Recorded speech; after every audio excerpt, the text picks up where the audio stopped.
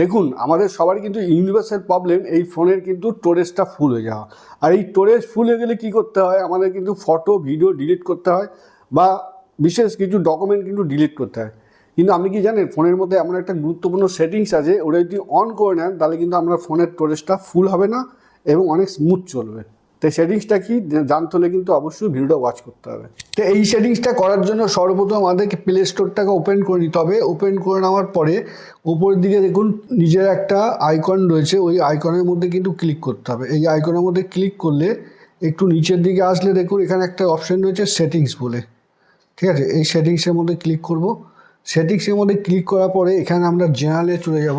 জেনারেলের মধ্যে চলে গেলে এইখানে একটুখানি নিচের দিকে আসলে একটা জিনিস আমরা লক্ষ্য করুন, এইখানে রয়েছে অটোমেটিক আর্চিভ অ্যাপ, ঠিক আছে। এটা কিন্তু আমাদের সকলে অফ থাকে। যখন এটা আমরা অন করে নেব, অন করে নিলে কী হবে, আপনি ফোনে যে সমস্ত অ্যাপগুলো ব্যবহার করেন না সেই সমস্ত অ্যাপগুলো পুরো আর্চিভ হয়ে যাবে এবং স্টোরেজটা কিন্তু ফুল হবে না।